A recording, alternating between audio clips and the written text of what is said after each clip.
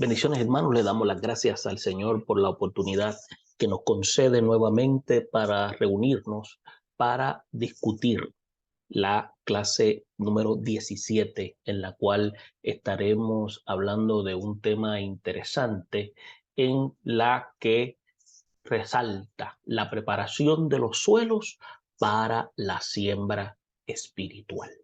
Y en esta sesión vamos a estar hablando de cómo nosotros llevamos la semilla del Evangelio. Es por eso que el pensamiento central en este estudio que vamos a estar presentando para cada uno de ustedes señala lo siguiente. Dice, la semilla divina siempre es eficaz. Las fallas están en las clases de suelo y en los métodos de siembra.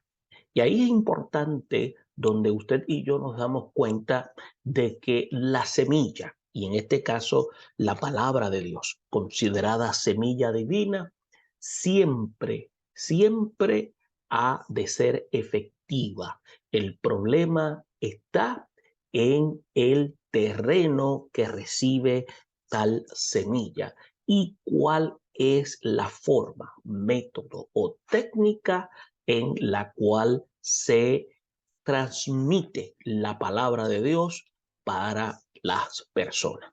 Por lo tanto, es importante nosotros tener claro que hemos sido llamados para proclamar de manera efectiva la semilla del Evangelio para salvación. Por lo tanto, es importante que cada uno de nosotros tengamos claro qué es lo que Dios resalta a través del Evangelio de Lucas, especialmente en el capítulo 8, versículos del 4 al 15, el cual estaremos tocando en esta sección tan importante. Bien, el texto de oro o el texto áureo es más la que cayó en buena tierra. Estos son los que con corazón bueno y recto retienen la palabra oída y dan fruto con perseverancia. Estaremos discutiendo este versículo de manera inductiva en el proceso de análisis. Y hay objetivos que tenemos que tomar en consideración a través de este estudio. Escuche bien, vamos a reconocer el poder de la palabra de Dios en la siembra evangelística. Tenemos que ser sensibles a el Espíritu Santo para analizar los corazones de nuestros oyentes y importante el salir al campo, preparar el terreno y sembrar bien la palabra. Y estos aspectos constituyen ser vitales en el proceso de la evangelización. Vamos a entrar a la lectura en la cual nos estaremos concentrando desde el versículo 5 hasta el versículo 15 del evangelista Lucas. Y comenzamos leyendo de la siguiente manera. Dice, el sembrador salió a sembrar su semilla y mientras sembraba, una parte cayó junto al camino y fue hollada, y las aves del cielo la comieron. Otra parte cayó sobre la piedra y nacida se secó porque no tenía humedad. Otra parte cayó entre espinos y los espinos que nacieron juntamente con ella la ahogaron. Y otra parte cayó en buena tierra y nació y llevó fruto a 100 por 1. Hablando estas cosas, decía a gran voz, el que tiene oídos para oír, oiga. Esta es pues la parábola. La semilla es la palabra de Dios y los de junto al camino son los que oyen y luego viene el diablo y quita de su corazón la palabra para que no crean y se salven. Los de sobre la piedra son los que habiendo oído reciben la palabra con gozo, pero estos no tienen raíces, crecen por algún tiempo y en el tiempo de la prueba se apartan. La que cayó sobre espinos, estos son los que oyen, pero oyéndose son ahogados por los afanes y riquezas y los placeres de la vida y no llevan ningún fruto. Mas la que cayó en buena tierra, estos son los que con corazón bueno y recto retienen la palabra oída y dan fruto con perseverancia. Luego de haber hecho lectura de estos versículos, tenemos que tomar en consideración al menos dos áreas importantes. Vamos a ver el análisis de la siembra y los suelos en la evangelización, en la cual estaremos viendo estos aspectos dentro del versículo 5 al 10, en la cual estaremos señalando la siembra de la palabra. Es tarea de cada uno de nosotros los creyentes. Tenemos que conocer los distintos suelos espirituales y entender que el Señor revela sus secretos a los que creen. Como segundo aspecto, viene siendo lo que podríamos llamar aplicación de la parábola a la tarea evangelizadora. Y estaremos viéndolo entonces desde el versículo 11 hasta el 15, en donde la siembra de la palabra no debe ser superficial.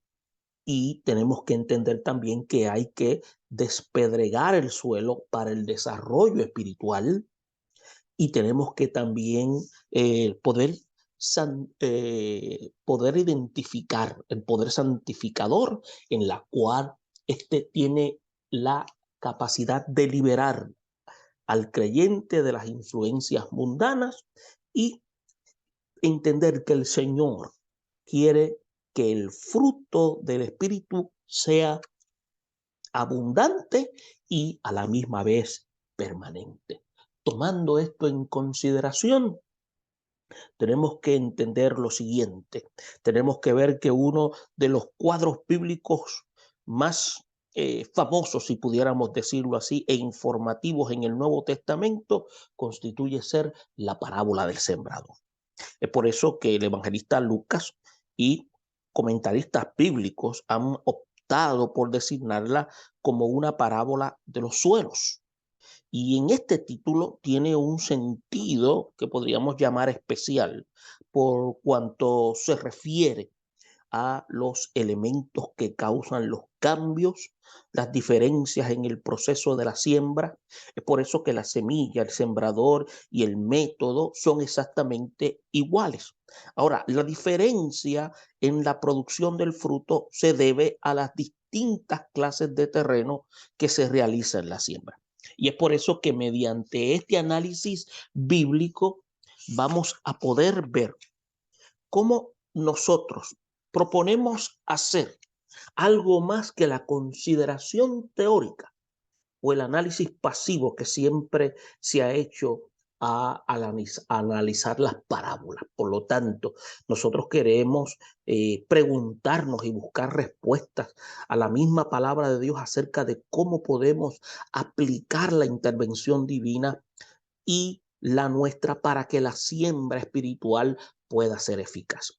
En otras palabras, la pregunta viene siendo: ¿cuál es el objetivo final de esta misteriosa figura bíblica? Otra es: ¿podemos o tenemos que hacer algo o simplemente habremos de esparcir las semillas sin hacer nada más?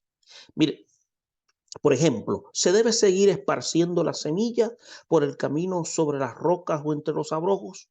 Y si han de darse algunos cambios, ¿cómo se deben implementar? Estas preguntas que nosotros hacemos son aspectos que tenemos que tomar en consideración en el proceso de la evangelización. Es por eso que cuando vamos a hacer análisis de los versículos que acabamos de leer, tenemos que analizar lo siguiente. La experiencia de sembrar era común para casi todos los que oían a Jesús cuando él presentó esta parábola. Es por eso que la evangelización consiste en sembrar la semilla espiritual de la palabra de Dios. Entonces, constituye ser esto una comparación perfecta, y ambos procesos registran la misma serie de pasos: la preparación del terreno, la colocación de la semilla, el periodo de la germinación, la aparición de una nueva planta, el tiempo de crecimiento y su fructificación. Ahora, en esta parábola se presenta, en este análisis, podemos de manera clara entender fácilmente y muy clara que hay una especie de adaptación. ¿Cómo es ese proceso? Ahora, ¿quién es el sembrador? El sembrador puede ser cualquier cristiano. Escuche bien, ¿quién es el sembrador? El sembrador puede ser cualquier cristiano obediente. Entonces, ¿qué entendemos por salir a sembrar? Es por eso que los sembradores tienen que salir al campo en busca de tierra fértil para la siembra. Entonces Jesús andaba por la orilla del mar, por las plazas, el templo, las sinagogas y todos los sitios frecuentados por la gente. Ahora, ¿cómo se puede poseer la semilla? La parábola dice que el sembrador salió a sembrar su semilla y la posesión de la semilla es el proceso de la revelación implantada en el corazón del creyente. Esta posee lo que se llama la semilla. Es por eso es el que tiene lo que se llama un conocimiento práctico y organizado de la palabra de Dios y sabe cómo cultivarla en los corazones. Es por eso que podemos ver a través de los versículos 5 al 8, cuando dice junto al camino, se refiere el terreno endurecido del camino que representa vida que a fuerza de tanto pecar, dudar y negar a Dios, se han hecho impermeables a la lluvia divina del Evangelio. La semilla que cae en esos corazones es lo que se llama aullada por los menospreciadores y devorada por los agentes del enemigo que hace todo lo que puede por evitar que la gente escuche y entienda la palabra al fin de que se conviertan y busquen a Dios de corazón sincero. Entonces, aquella que abra sobre la piedra se refiere a la tierra superficial que recibe la semilla y la hace germinar, pero que luego la deja secar por carecer de humedad. Son solo los que podríamos decir se emocionan en un momento y al rato pierden ese interés. Son personas que quieren hacer las cosas, pero luego se desalientan. Entonces están los que la semilla cae entre espinos. Esta semilla representa las conversiones a medias. Estas son personas que oyen el mensaje, les gusta y lo aceptan. Sin embargo, a pesar de un intento inicial, no cortan las conexiones con los amigos y las costumbres de la vida antigua. Y podría indicarse que estos son los creyentes no santificados, que por no haber extirpado de manera completa y erradicar de su vida las raíces de maldad, acaban por perder la poca fe que habían recibido, los intereses de la vida, los afanes del mundo, los compromisos son los que ahogan su débil fe. Pero también habla de la buena tierra. Entonces, la parte de la semilla que cae en esta buena tierra indica que creció, fructificó en abundancia. Y esto nos recuerda que no todos los esfuerzos son vanos, aunque muchos rechacen la palabra. Y es importante tener claro la identificación de estos terrenos porque identifica los tipos de individuos. Es por eso que cuando vamos a ver lo que hablan los versículos 9 y 10, en la cual el Señor revela los secretos a los que creen, en esta colorida parábola fue dicha por el Señor ante toda la multitud, pero muy pocos pudieron percibir el sentido pleno de la misma. Ahora, preguntamos, ¿por qué no lo entendieron todos? Y las respuestas están contenidas en el mismo relato. El lenguaje figurado se puede decir que requiere siempre una aguda imaginación y un entendimiento claro de los elementos del mensaje. Los menos atentos y los que desconocen la riqueza de estos recursos se quedan sin entender el verdadero sentido de las parábolas y los símiles. Por otra parte, tenemos que reconocer que se requiere de fe y iluminación del Espíritu Santo para entender las cosas de Dios. Ahora, Preguntamos nuevamente, ¿qué se necesita para entender la palabra de Dios? Entonces, a través de esta pregunta podríamos decir que son alentadoras las palabras de Jesús que están registradas en el versículo 10, cuando dice: a vosotros os ha dado el conocer los misterios del reino de Dios. Y es por eso que cuando habla de esta manera, quiere decir que pertenece al reino de Dios, y estas promesas de Jesús están para nosotros, los que hemos reconocido a Cristo como nuestro Rey y nos hemos entregado a servirle en una manera fiel. Por lo tanto, entre los creyentes y el Señor hay una comunión íntima, hay una relación personal, lo cual hace posible un entendimiento claro de esa voluntad revelada. Entonces, cuando se habla de estar cerca del Señor, esta es otra condición indispensable para entender su palabra. Por lo tanto, es necesario una relación constante con Él. Ahora, preguntamos, ¿quiere el Señor ocultar su palabra a la gente? Pues fíjese, la respuesta es no. En ningún momento debemos pensar que la intención fuera mantener en la ignorancia las multitudes que acudían a Jesús. Pues de acuerdo como lo señala el evangelista Lucas en el capítulo 4, versículo 18, Jesús, cumpliendo de una profecía, vino a pregonar la libertad a los cautivos y dar vista a los ciegos. Su propósito era demostrar la necesidad de la conversión. Y es por eso que también encontramos a través del evangelista Juan, en el capítulo 17, versículo 8, dice que Jesús señaló que las palabras que me diste les he dado.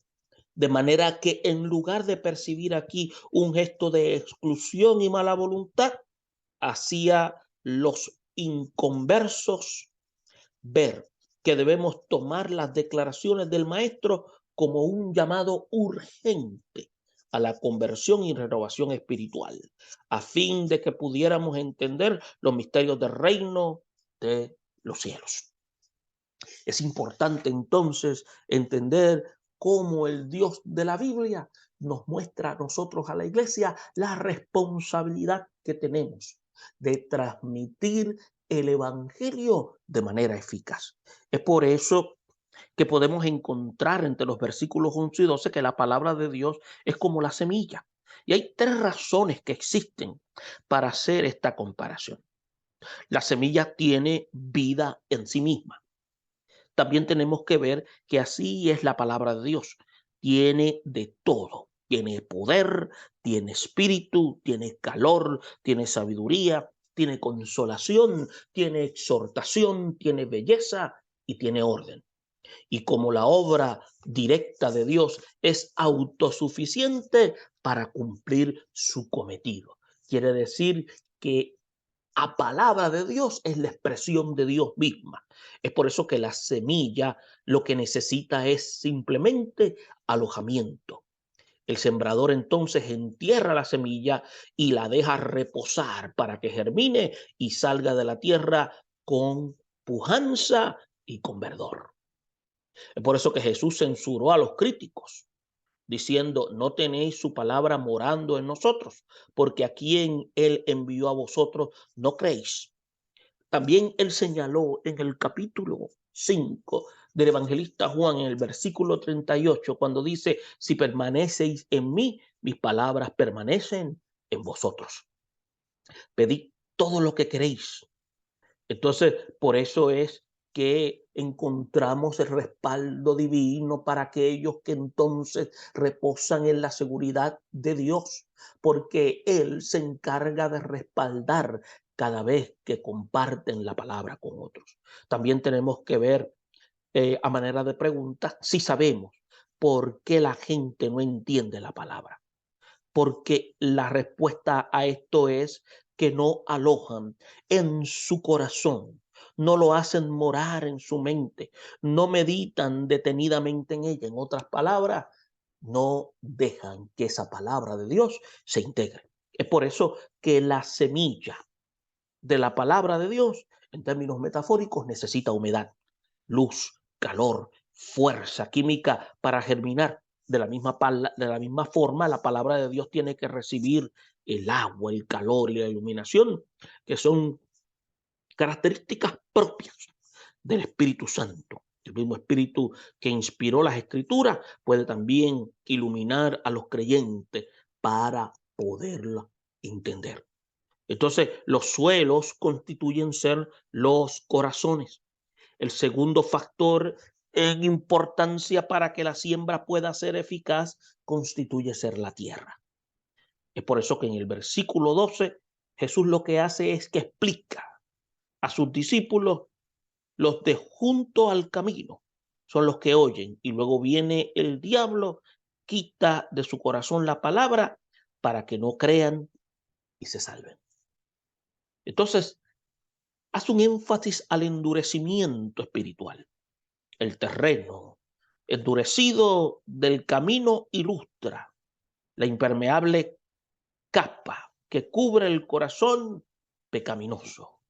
La naturaleza humana ha sido endurecida por el pecado, la malicia, la indiferencia, la duda y la falta de fe. Dios prometió por medio del profeta: quitaré de vuestra carne el corazón de piedra y os daré un corazón de carne.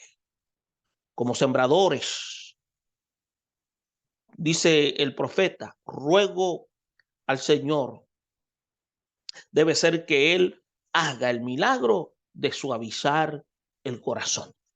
Por lo tanto, ¿puede el terreno endurecido llegar a ser propicio para alojar y hacer germinar la semilla? La respuesta es sí.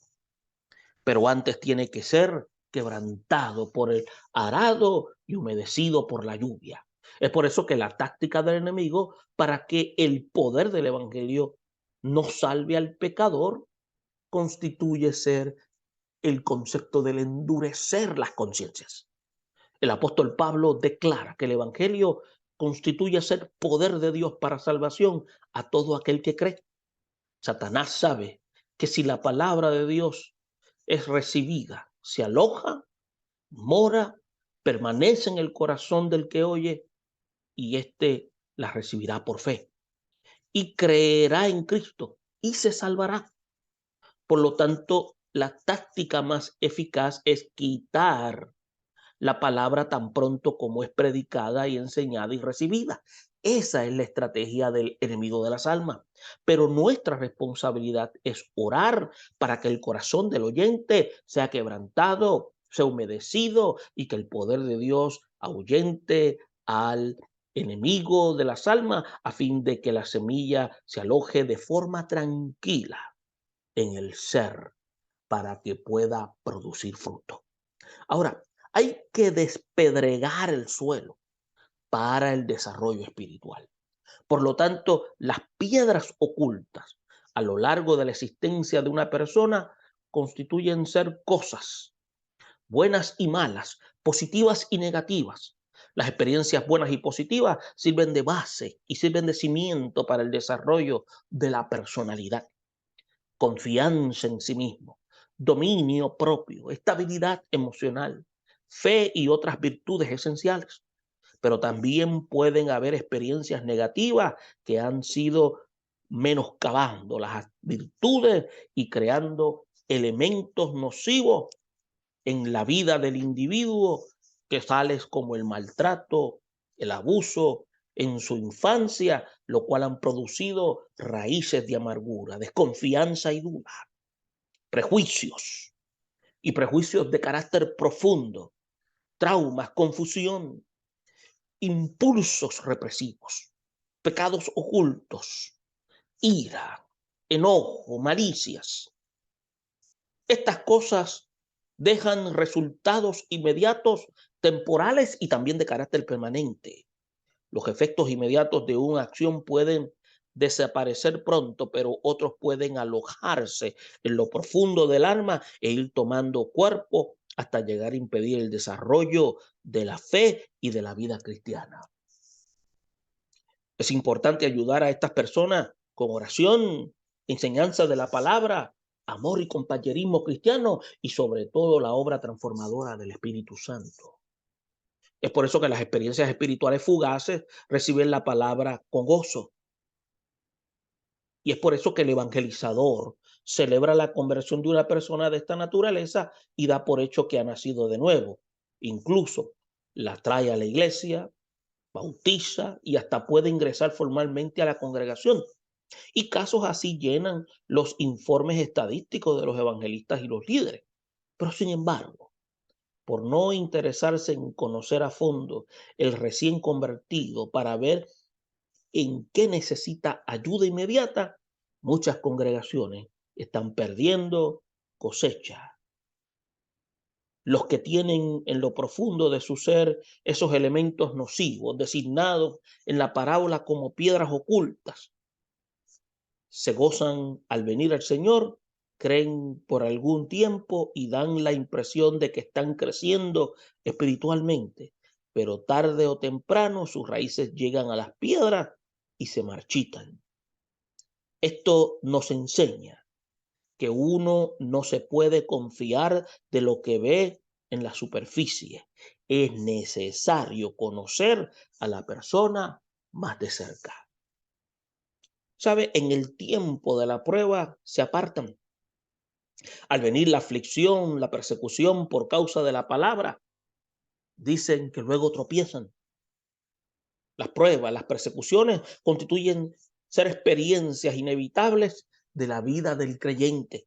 Por lo tanto, estas constituyen ser el proceso de maduración, capacitación y crecimiento. Pero para aquel que ha recibido la palabra y en el proceso no ha recibido el agua, la humedad, el tratamiento apropiado, se convierte esto en un momento dificultuoso. Es por eso que hablando de sufrimiento, Jesús dijo a sí mismo y a los suyos, si en el árbol verde hacen estas cosas, en el seco, ¿qué no harán? Cuando llegan estos momentos, lo único que se puede sostener al árbol son sus raíces profundas. Pero si no las tiene o se le han secado, lo más probable es que se caiga y desaparezca. Es por eso que el que evangeliza debe empeñarse en que los que han sido ganados saquen y desechen las piedras ocultas de su vida. Ayudémoslo a profundizar por medio de la palabra, la oración, la plenitud del Espíritu Santo en su vida. Por lo tanto, es importante entender a través del versículo 14 cómo los espinos son otro problema en el trabajo de la evangelización. La parte de la semilla que germina y crece entre estas pequeñas plantas aparentemente inofensivas es ahogada cuando éstas crecen y emanan en su calor maléfico y sofocante. En la interpretación de la parábola, Jesús aludió a tres elementos que pueden ahogar la débil fe del recién convertido. Los afanes, en la cual se sabe que muchas enfermedades que han ido proliferando en estos últimos tiempos tienen su origen en el afán y la ansiedad. Cuando una persona recibe a Cristo como su Salvador, pero no le rinde su vida como su Señor. Sigue bajo la presión y el estrés causados por cosas que se pueden solucionarse sin sacrificar la paz del alma ni comprometer la integridad personal. Es por eso que parte de la consejería al recién convertido debe ser conducirlo a una confianza plena en las promesas del Señor. Otro aspecto constituyen ser las riquezas. Otro elemento sofocante que destruye la vida espiritual es la ambición por las riquezas. ¿Cuánta filosofía contiene el refrán que dice el hombre de dinero es lo que tiene, el de espíritu tiene lo que es? Es por eso que el apóstol Pablo previno a sus discípulos. Y entonces, cuando especialmente a Timoteo, contra este mal, cuando le habla, presentarse de manera diligente. Y también otro aspecto constituyen ser los placeres. No hace falta abundar en detalles aquí, pues nosotros sabemos que el placer constituye ser sinónimo de pecado. En el contexto en que este es terminado, se usa en una expresión dentro de el lenguaje del idioma antiguo, que quiere decir un recién convertido sea liberado de sus deseos pecaminosos, que tiene que ser santificado. Es por eso que la evangelización no está completa si no se conduce al creyente a la obra divina de la santificación. Ahora bien, tenemos que tomar en consideración que el Señor quiere que el fruto del Espíritu sea abundante y permanente. Tenemos que ver que gran parte de la semilla que cae en buena tierra, a veces nos desalentamos al ver que la gente rechaza la palabra o no permanece en ella. Pero viéndolo bien, muchos llegan a dar fruto, aunque no lo veamos de manera inmediata.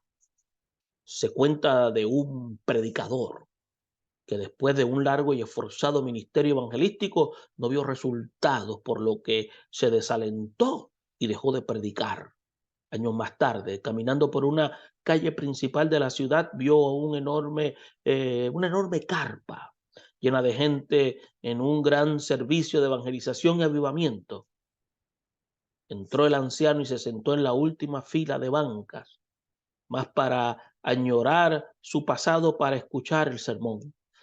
¿Y cuál fue su sorpresa al notar que el predicador hizo un paréntesis en su exposición? Se dirigió a él, lo tomó del brazo y lo llevó a la plataforma.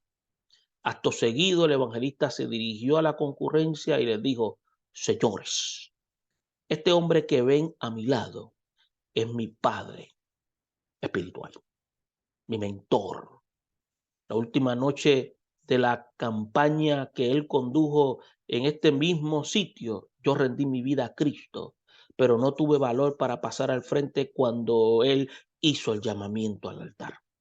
Después vi mi conversión al Señor, me llamó al ministerio y aquí me tienen sirviendo a Él, en la cual proclamo su nombre para su gloria.